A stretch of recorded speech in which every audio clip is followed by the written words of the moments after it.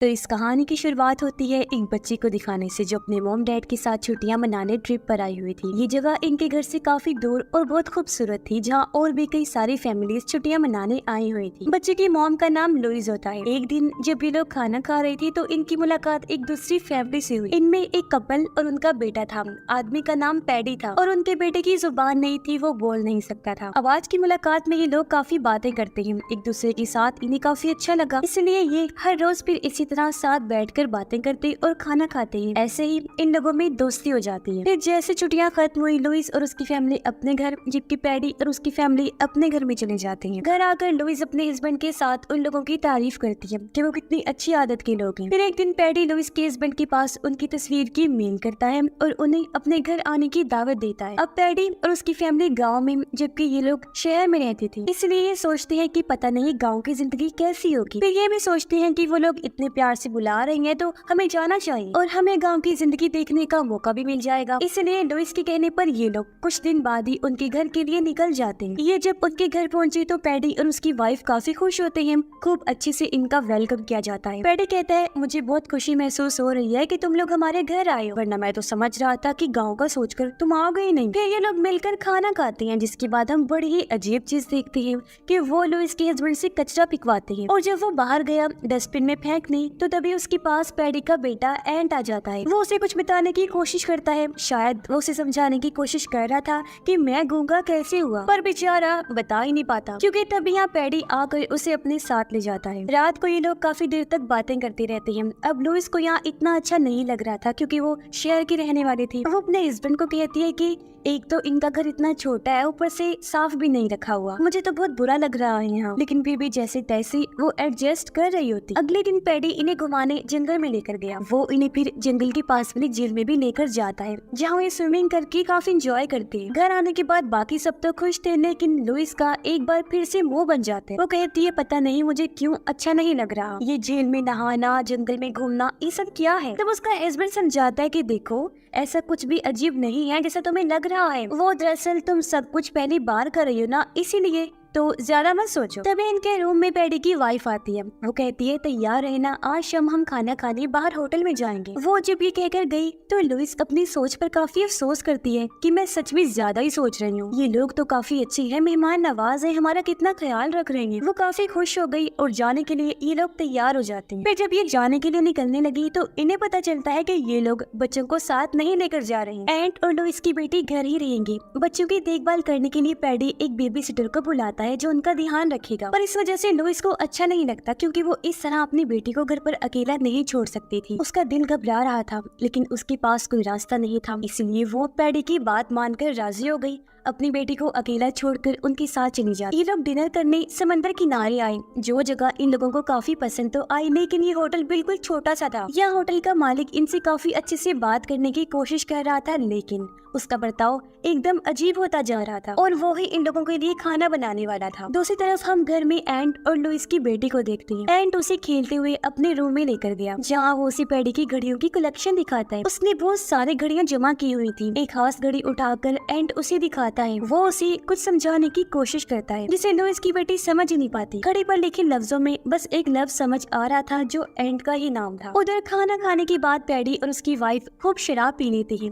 नशे की हालत में वो अजीब तरह डांस कर रही होती है। साथ ही उनकी बातें भी बहुत ही अजीबोगरीब थी, जिनसे लुइस और उसके हस्बैंड को काफी बुरा महसूस हुआ। फिर जब इनके जाने की बारी आई तो वो बड़े आराम से लुइस के हस्बैंड के हाथ में बिल थमाकर बाहर चले जाते हैं। ये देखकर दोनों को फिर बुरा लगा कि मेहमान भी हम हैं और बिल भी हमसे ही दिलवाया जा रहा है, मगर एक बार फिर उनका बोलने का मुंह नहीं पड़ता। उधर एंट और लुइस की बेटी जब सोने गई तो एंट उसे अपने जिस्म पर लगे चोटों के निशान दिखाने लगता है, पर तभी वो लोग पार्टी करके घर आ गई, इसलिए एंट जल्दी से लेट गया, सोने का नाटक करने लगता है। लुइस देखती है कि उनकी बेटी सो गई है, इसलिए वो अपने रूम में चले गई, जबकि पैडी और उसके हस्बैंड अपने रूम में चले जाते हैं। अब लुइस की अपने हस्बैंड के साथ बहस हो जाती है। वो कहती है कि ना तो मुझे ये लोग पसंद आ रहे हैं और ना ही इनकी हरकतें, मुझे बहुत बुरा फील हो रहा है, इसलिए चलो यहाँ से जितनी जल्दी हो सके, क्योंकि इतने टाइम से मैं बस एडजस्ट ही कर रही हूँ, यहाँ दिल से नहीं रह रही। इस पर उसका हस्बैंड कहते हैं, मेरी जान परेशान ना हो और रिलैक्स हो जाओ, जितनी जल्दी हुआ हम चले जाएंगे यहाँ से। फिर ये दोनों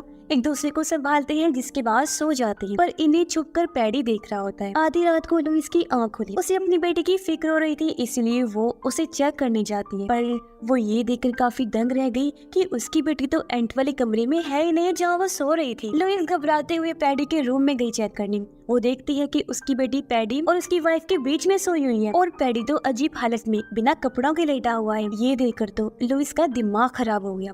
वो अपने बेटे को उठाकर जल्दी से अपने कमरे में आ जाती है। अपने हस्बैंड को कहती है कि उठो जल्दी, अब मैं एक सेकंड यहाँ रुकने वाली नहीं हूँ, चलो मेरा खून खोल रहा है। उसका हस्बैंड उसकी बात मान लेता है और ये दोनों अपना सामान पैक करने लगे। फिर जैसे ही सुबह हुई, ये लोग उनको बताए बगैर ये निकल जाते हैं। अब एक तरह से ये उस जंगल से निकल गई थी, पर तभी लुइस की बेटी को याद आता है कि मैं तो अपना टेडी खिलौना उनके घर पर ही भूल आई हूँ। अब वो अपने टेडी से बहुत प्यार करती थी, उसके बगैर रहती तक नहीं थी। इसलिए वो अपने डैड से जिद करने लगी कि मुझे अपना टेडी चाहिए। हालांकि उसकी माँ ने उसे समझाया कि बेटा जिद नहीं करते, लेकिन वो नहीं सुनती। इस बातचीत के दौरान इनका एक्सीडेंट होने वाला था, जिससे वो बाल बाल बचते। उसके डैड अपनी बेटी की जिद पर रोक नहीं पाते, तो उसकी बात मानकर वो गाड़ी वापस मोड़ लेते हैं और ये लोग फिर से उनके घर आ जाते हैं, जहाँ पैडी और उसकी वाइफ भी जाग गई थी। पैडी उनसे पूछता है, आखिर ऐसा क्या हुआ जो तुम लोग बिना बताए चले गए? आखिर किस चीज से भागी हो तुम? क्या हमारी मेहमान नवाजी में कोई कमी रह गई थी? तब लुइस का हस्बैंड कहता है लुइस ने कुछ ऐसा देखा है जो इसको पसंद नहीं आया। अब इससे ज्यादा वो कोई जवाब नहीं दे पाता, इसलिए लुइस को ही बोलना पड़ता है। वो कहती है कि कल रात तुमने मेरी बेटी को अपने कमरे में क्यों सुलाया था? ये सुनकर पैडी भी काफी हैरान रह जाता है,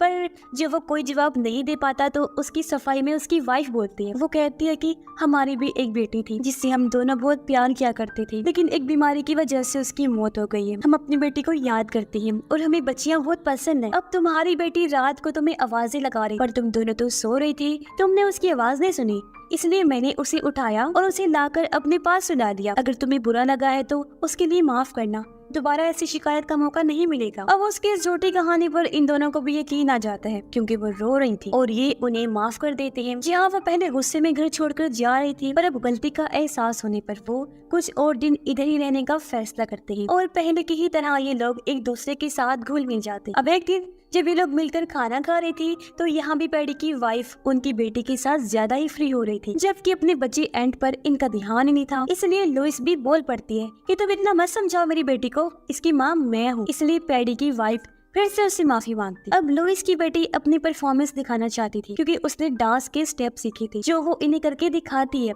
तब उसके साथ एंट भी डांस करने लग जाता है। अब एंट हमेशा उदास रहता था, लेकिन आज वो पहली बार एंजॉय करता है, खुश नजर आ रहा था। लेकिन उसकी खुशी उसके बाप पैडी से बर्दाश्त नहीं हुई थी, क्योंकि वो लुइस को बीच में ही टोक देता है कि तुम ठीक नहीं कर रहे, ये किस तरह का डांस कर रही हो, क्या तुमने सीखा नहीं? बार बार उसे बुरी तरह डांटता है। पर इस चीज को देखकर लुइस की बेटी काफी डर जाती है, जिसके बाद दोनों बच्चे फिर से डांस करने लगे। लेकिन इस बार भी जब एंट ने गलती की तो पैडी को फिर से गुस्सा आ गया। इस बार तो वो उसे अपना जूता फेंक के मारता है, जो देखकर लुइस को बहुत बुरा लगता है। इसलिए वो बोली पड़ी कि ये क्या कर रहे तुम, ये कोई तरीका है बच्चे से पेश आने का? क्या हो गया अगर उसने गलती कर दी तो? ऐसा नहीं करना चाहिए तुम्हें, बच्चे है वो। फिर लुइस अपने हस्बैंड को भी साइड में लेकर गई, कहती है कि मुझसे अब और बर्दाश्त नहीं हो रहा, मैं मजीद यहाँ नहीं रुक सकती, तो जल्द से जल्द चलो यहाँ से, क्योंकि अब तो ज्यादा ही चीजें खराब होती जा रही हैं। इसके बाद पैडी जाकर सो जाता है। तब मौके का फायदा उठाकर एंट उसके पास से चाबियां चुरा लेता है। फिर खेलने के बहाने वो लुइस की बेटी को लेकर एक शेड में जाता है। शेड का दरवाजा खोलकर अंदर आया,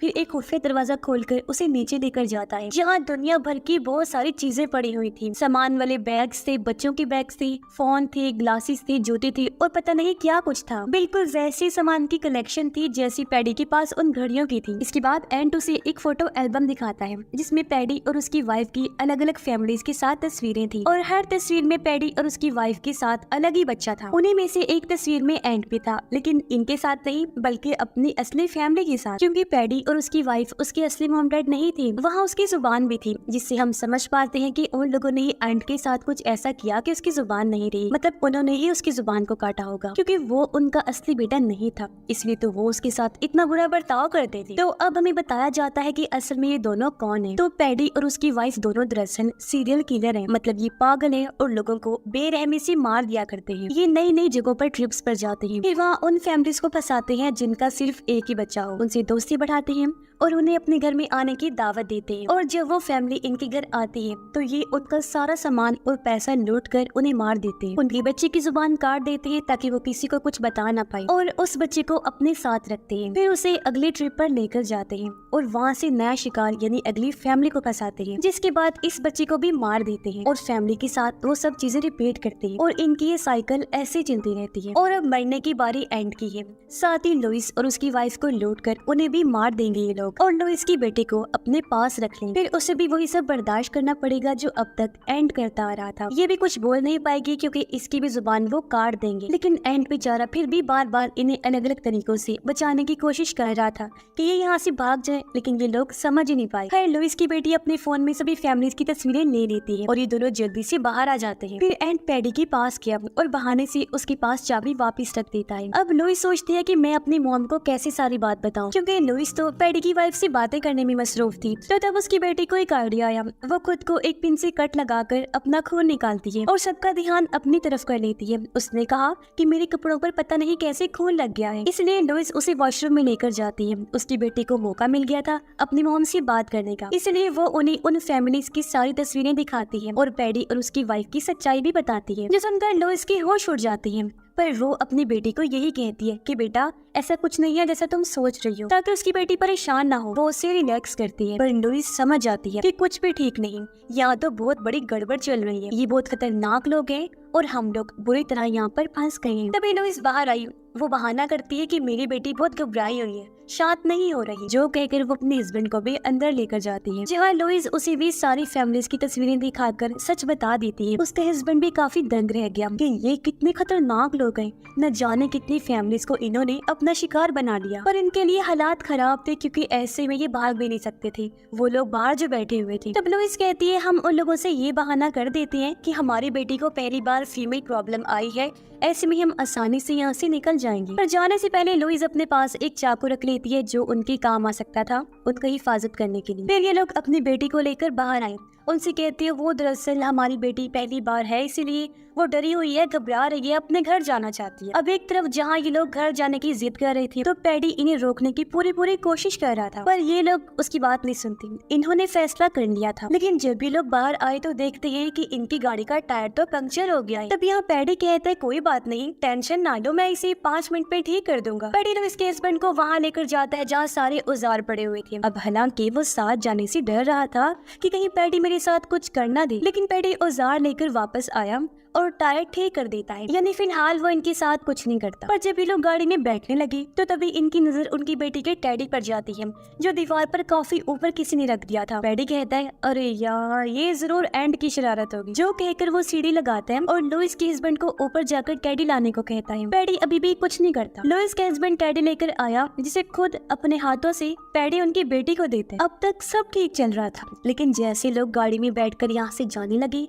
कि तभी उनकी आंखों के सामने पैडी एंड को पानी में फेंक देते हैं, जिससे वो बेचारा बच्चा डूबने लगता है। तब उसकी खातिर इन लोगों को गाड़ी रोकनी पड़ी। लुइस का हस्बैंड जल्दी से बाहर आकर पानी में कूद गया। वो एंड को तो बचा लेता है, लेकिन अब उसकी फैमिली मुसीबत में, क्योंकि पैडी ने गन पॉइंट पर उन्हें बंदी बना लिया था, यानी ये लोग बुरी तरह फंस गए थे। पैडी उन सबको बांधकर अंदर लेकर जाता है और उनके बैंक में जितने भी पैसे थे वो सब पैडी अपने अकाउंट में भेज देता है। जिसके बाद पैडी इन्हें मारने की तैयारी करने लगा, लेकिन लुइस के पास जो चाकू था वो उसकी मदद से पैडी के चेहरे पर वार करती है। फिर वो जल्दी से पैडी की वाइफ से गन छीन कर इन लोगों पर तान देती है। फिर ये सब बाहर आई। पैडी और उसकी वाइफ को इस कमरे में बंद करके लॉक लगा देते हैं। ये लोग गाड़ी में बैठ के यहाँ से निकलने ही वाले थे कि तभी होटल का मालिक, जो दरअसल पैडी का भाई है, वो यहाँ आ जाता है, जो अपनी गन से इनकी गाड़ी पर शूट करने लगता है। ये लोग अपनी जान बचाने के लिए जल्दी से गाड़ी से उतरे और भागकर घर के अंदर आ जाते हैं और सारे खिड़की दरवाजों को इन्होंने मजबूती से बंद कर दिया था। पर पैडी का भाई उस रूम में आकर ताले को तोड़ देता है। पैडी और उसकी वाइफ को बाहर निकालता है,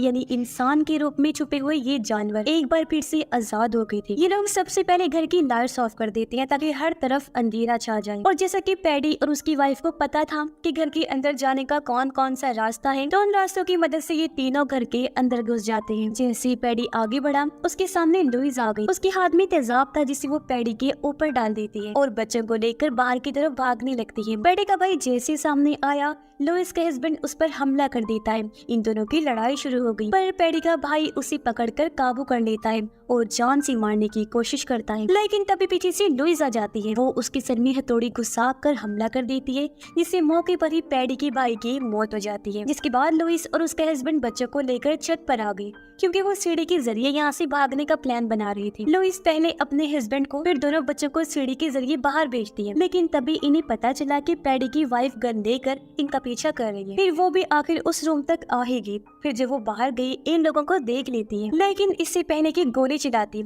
लुइस जो वहाँ पर छुपी हुई थी उस पर जोरदार हमला कर देती है, जिससे वो नीचे आकर गिरी और इस तरह पैडी की वाइफ की भी मौत हो जाती है। लेकिन उसके गिरने की वजह से सीढ़ी भी गिर गई थी, यानी कि अब इनका उतरना मुश्किल हो गया था। अब लुइस का हस्बैंड अपनी जान पर खेलकर नीचे कूद गया। वो सीढ़ी को खड़ा कर देता है, जिससे वो तीनों भी नीचे आ जाते हैं। लेकिन इससे पहले वो यहाँ से निकलती, तब यहाँ आ गया पैडी, जो उनकी बेटी को पकड़ लेता है। वो लुइस और उसकी वाइफ से कहता है कि तुमने मेरी वाइफ की जान ली है, जिस वजह से मैं अकेला रह गया हूँ, इसलिए अब मैं जान के बदले जान लेना चाहता हूँ। तुमने मेरी बीवी को मारा, मैं तुम्हारी बेटी को मार दूंगा। लेकिन लुइस की बेटी, जिसके पास बेहोशी का इंजेक्शन था, वो उसे फौरन ही पैडी को लगा देती है। कुछ ही सेकंड्स में इंजेक्शन ने अपना काम किया और पैडी बेहोश हो जाता है। अब लुइस का हस्बैंड चाहता तो उसे खुद मार सकता था, लेकिन वो ये मौका एंड को देता है ताकि वो अपना बदला ले सके, क्योंकि पैडी ने उसे इतनी तकलीफ जो दी थी। इसलिए एंड एक पत्थर लेकर आया और उसे पैडी को जोर जोर से मारने लगता है। वो अपने दिल की अच्छे से भड़ास निकालता है